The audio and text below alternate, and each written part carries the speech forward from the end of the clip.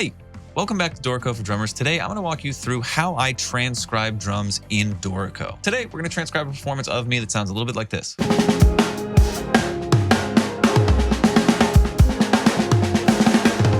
If you don't know me, my name's Tim Buell. I'm talking to you from my studio here in Nashville. And on top of the touring and recording that I do, I transcribe a lot of drums. Now, if you don't know, transcription is the process of writing down and notating something you hear from an audio or video recording. And it's a fantastic skill to kind of build up if you want to learn from other drummers or, decode what's going on in your favorite drum solos or songs or whatever. Now, over the years, I've transcribed for Benny Greb, Vic Firth, Zildjian, Stanton Moore, the Percussive Arts Society, Hal Leonard, and many, many others. And I have a lot of experience. So I don't just want to show you my workflow in Dorico today.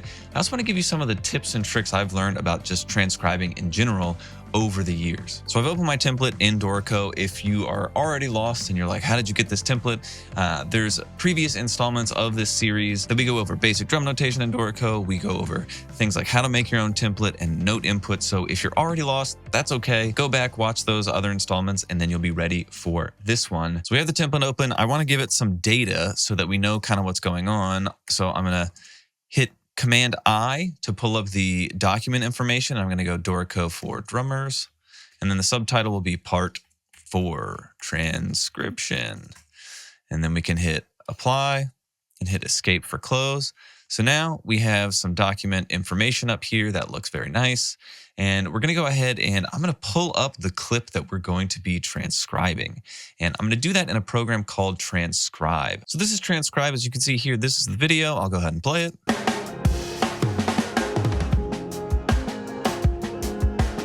And as you can see here, you kind of have a preview of the waveform here, and then you have the video down here. And I think it's really important when you're transcribing to have some kind of program that you can both slow audio down without changing the pitch and loop whatever you're transcribing. So here I can loop this first full bar, and I can just hit play with spacebar. And it'll just loop that over and over again. And I can also slow this down just by clicking. And these are just really, really important features to have when you're transcribing. I've also gone through and notated all of the beginnings of measures so that as I work through it, I can know how many measures are left. And if I get kind of confused, the measures in my document in Dorico should line up with these measures here. So the first thing we need to do is find the tempo. So I'm going to go ahead and play this and then just kind of tap out the tempo.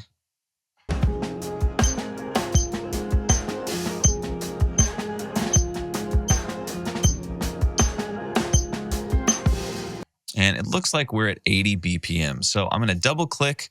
I'm in write mode. You can get there by clicking up here on write, or you can hit Command 2 to pop over to write mode. I'm going to go ahead, click here, and make this 80 BPM. So we have our tempo in there, 80 BPM. I'm also going to add a little text note that says slightly swung 16ths. Because they are slightly swung 16ths. I'm going to make this medium condensed, and I'm going to make it 12-point font should be good. I can move over to engrave mode to change where this stuff is. And again, if I'm moving kind of quickly, we've gone over a lot of how to do this in the other installments in the series. So go back and watch those because I'm gonna not try to keep repeating the same information, but I don't want to totally lose people if they're kind of new. So I'm going to pop over to engrave mode by hitting Command 3, or you can click engrave here, and this will allow us to kind of click this text, move it where we want. So Command 2 to pop back to write mode. And now what I want to do is, if you notice here, this clip doesn't start with a full measure. It starts with kind of 3 beats up front. So what I'm going to do is I'm going to make a pickup bar. And how I used to do this in other notation softwares I use is you'd have to create an extra bar and then hide the time signature, do all this stuff. And then you'd have to change all the bar numbers because it was a pickup bar and it throws off your full bar numbers and this whole thing. But in Dorico, it's super, super easy. So what I'm going to go here is I already have a time signature because, again, this is a template. But I'm going to go Shift-M. I'm going to type 4-4, which tells it it's a 4/4 time signature, which we're already in 4/4. So that's not a lot of help. Sometimes when you start a new document, not from a template, you only have one measure and Dorico doesn't know what time signature in. So you'd want to do this anyway, but we're already in 4/4. So this is not a huge help yet, but I'm going to go 4/4. And then this first measure here starts on beat 2. So it's going to only be 3 quarter notes in this first measure. So I'm going to type in 4/4 and then type the number 3 and hit enter. And you can see now I'm in 4/4, but this first measure only has 3 beats in it. And then you can also see here that my measure numbering starts with 1 on this measure.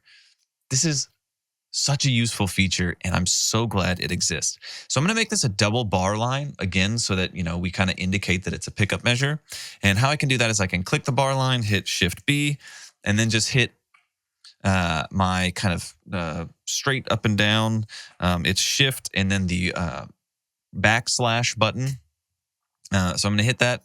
And now we have our pickup measure, and now we can just start transcribing. So let's see what's going on here. I will slow this down to 70%, and let's just listen to what's going on.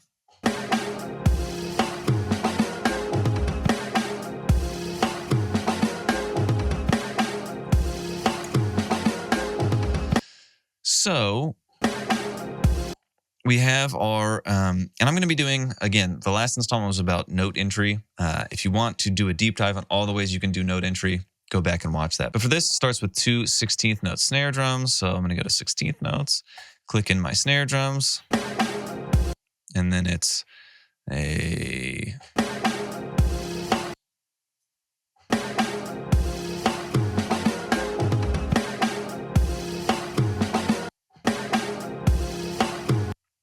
Then we have a...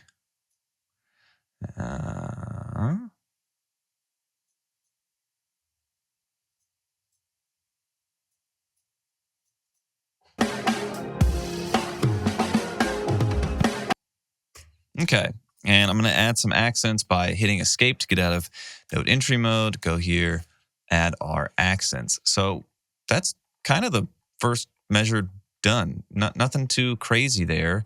I'm going to actually click these by holding Command while I click both of them, and then hit my left bracket so that I can add accents. So now we have our first measure here. Now what I'm going to do is I'm going to add stickings, because when I'm doing transcriptions, part of what I'm doing is not just trying to figure out what they played, but how they played it. And in order to do that, I really want to learn what stickings they use, because my natural way of how I would play something might be different than theirs, and I might learn something from playing it the way that they played it with the particular sticking. Maybe it helps them get around the drum kit. Maybe it utilizes a rudiment I'm not familiar with. So I want to input stickings. And in Dorico, I think the easiest way to do this is with the lyric tool. So usually what you would do here is you would click the note you want to put the sticking in.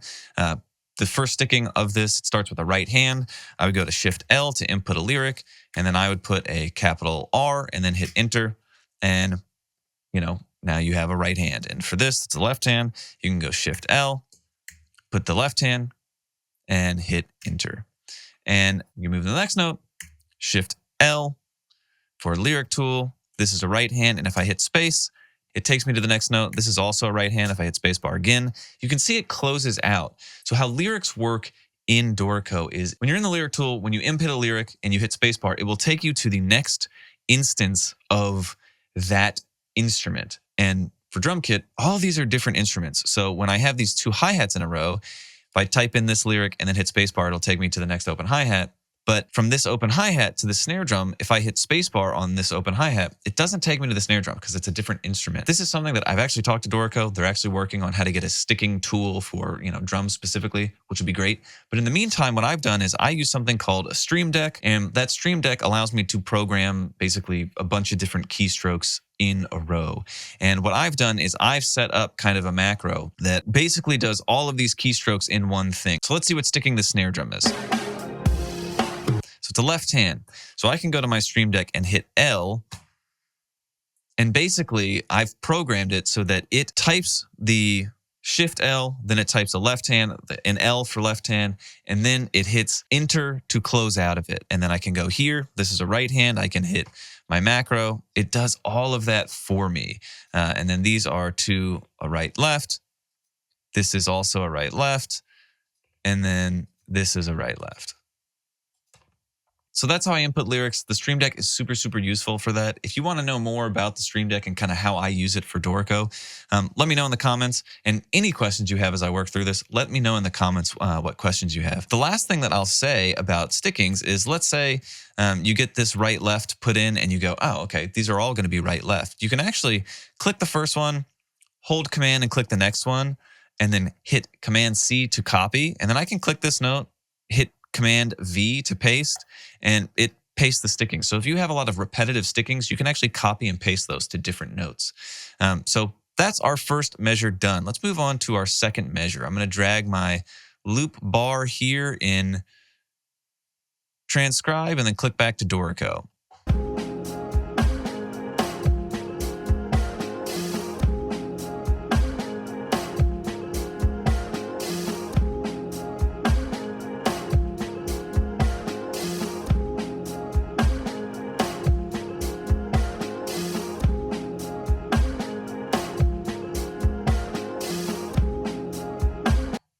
So my first step is kind of listening through the measure and figuring out what is the overall kind of subdivision that ties stuff together.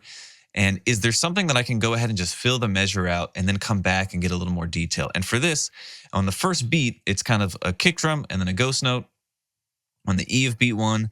And then the rest of the measure, there is kind of consistent 16th notes. And, on this beat 4 here, this last 16th note that is open hi-hat on here, it's kind of ghosted, but I'm going to leave it as is. And this kind of gets me my basis of the measure. And now I can go back and fill in things. And if you're new to transcribing, what I really recommend is listening through and doing this, getting a structure of the whole measure, fill it out as best you can, and then go back and worry about like each instrument at a time. So let's go back and listen to where we hear bass drum.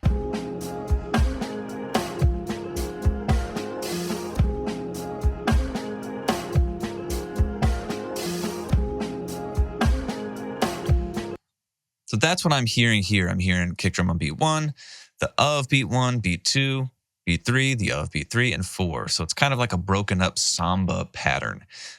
Now let's go back and just listen for backbeat snare drums. Not all the ghost notes, just where I'm playing a backbeat.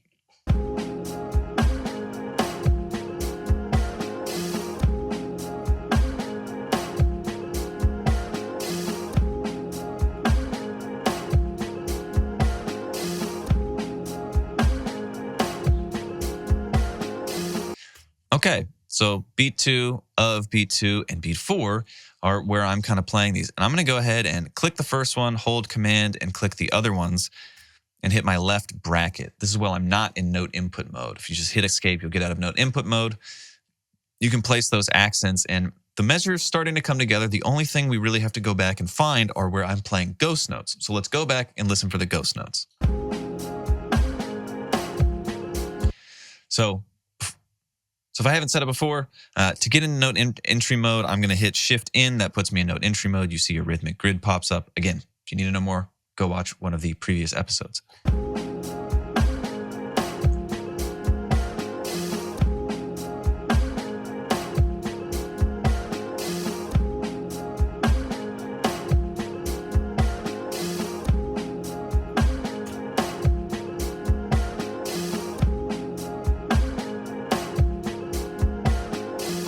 First measure down. Let's get on to the second one. So this measure is pretty similar to this first one. There's a few differences which we'll get into, but I'm going to go ahead and I'm in write mode, not in note input mode, and I'm just going to click this measure so that it kind of highlights all of the notes in the measure. Hit Command C, click into this measure, hit Command V. So now I've copy and pasted the measure over. I'm going to listen through and see what I need to tweak about kind of the groundwork we laid with that first measure.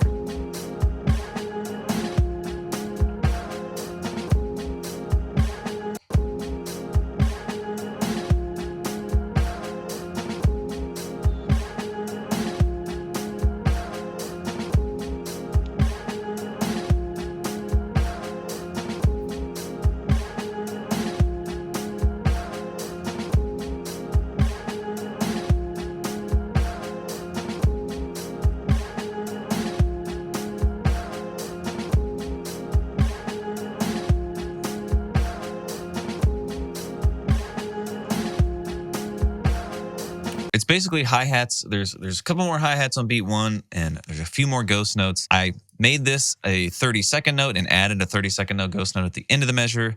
And the last thing is there's a buzz stroke on this note here, and I want to make sure that I incorporate that. And how you notate a buzz is with a little Z on the stem. So how you do that in Dorico is Shift-R.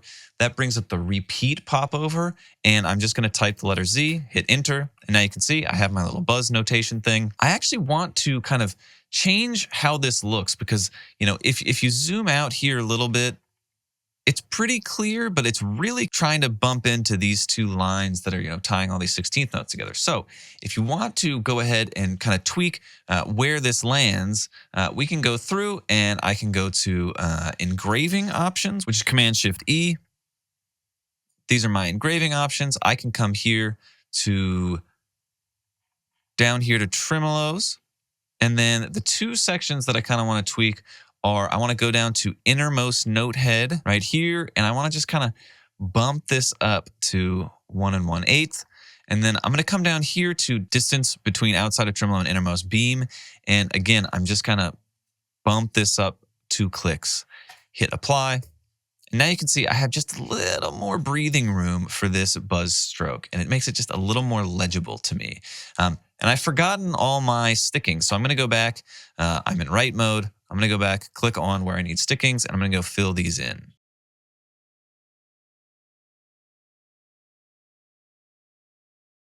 So there you go, there are the stickings. And if you need to tweak the kind of how these look, which I do kind of want to do, I want to add just a little bit more space between where the first row of lyrics is sitting, because I think as you zoom out, it just starts all to get a little cramped. So how I'm going to do that is, again, I'm going to go into engrave mode, Command-Shift-E, or you can always go up to library, engraving options. Now I can come down here to the lyrics, and I can come down here and say minimum distance from the staff, and I can bump this up just a little bit to 1/4, and then minimum distance between adjacent lines. I'm just gonna bump this just a little bit, and I'm gonna hit apply. Hit escape to close out. Now there's just a hair more breathing room for everything. So that's great. That's our second full measure. Let's go to measure 3.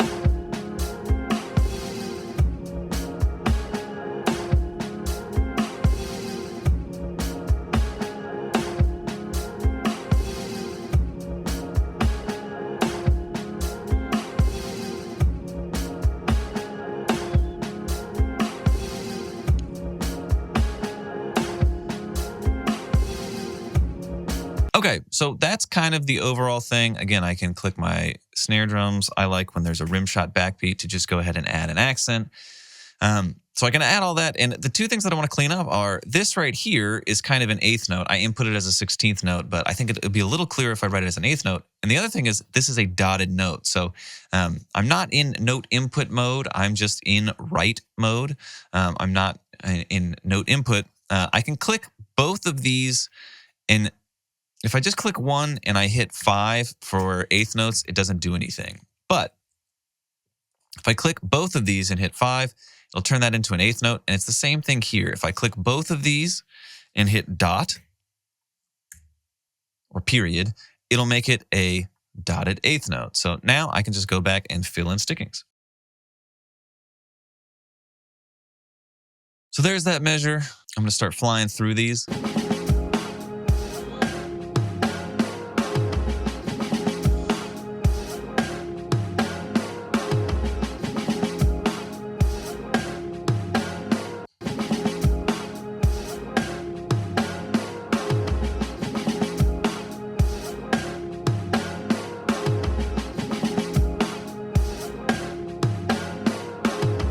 again, I'm going to go back and fill in the rest of this measure because I'm not getting every single note. I'm just trying to get a basic structure of the measure.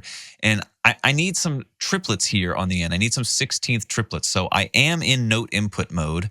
Again, if I hit escape, hit shift in, I'm in note input mode. And I'm here at the end of, on the end of beat 3. And what I want to do is I want to make sure that I'm selected on 16th notes. And then I want to hit the colon key. That will bring up triplets, and I want to, it's auto-populated with 3, and it's going to make a triplet of whatever subdivision I'm in that 16th note. So I'm going to hit enter, and now I can place a final note on the third partial of this triplet. And now I need to place sextuplets on the last beat, and in order to do that, I can, again, in note input mode with 16th selected, I can hit semicolon. What I want to do here is type 6/4. Otherwise, it'll place 3 16s as a triplet. And what I want to do is actually make a whole sextuplet. So I've done that. Now I can go through.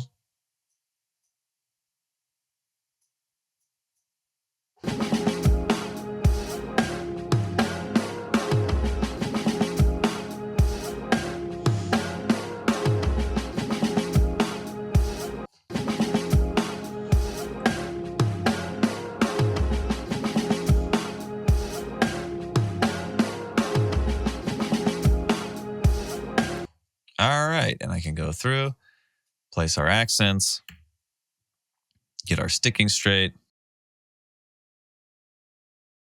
All right, that's that measure. Let's keep going.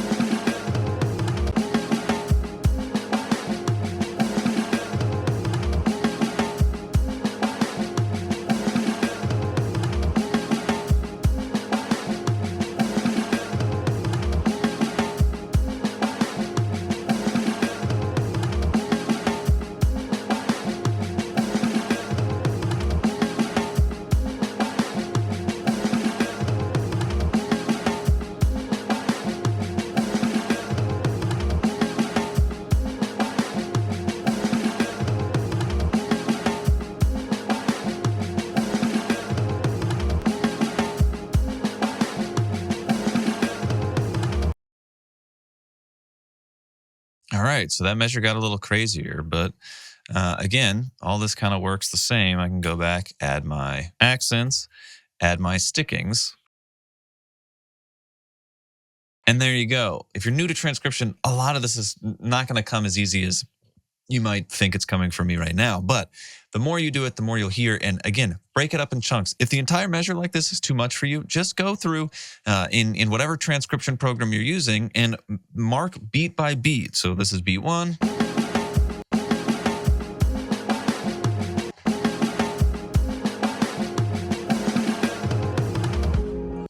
So now I have each beat marked. I can just loop this one beat.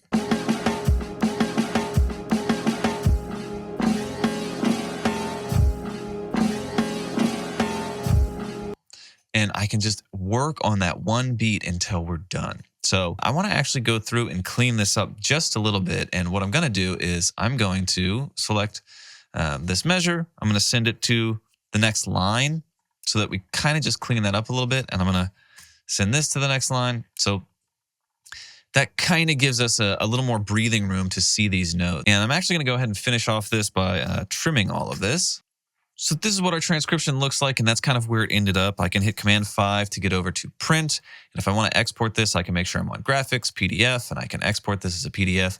But this is how the transcription looks when we're done. It looks really neat. It looks really tidy. It's got all the information we need with the stickings. And let's say that you want to use this, make this, kind of a clip on Instagram or something like that, and you don't want it to export it as PDF. You want to export it as, PNG.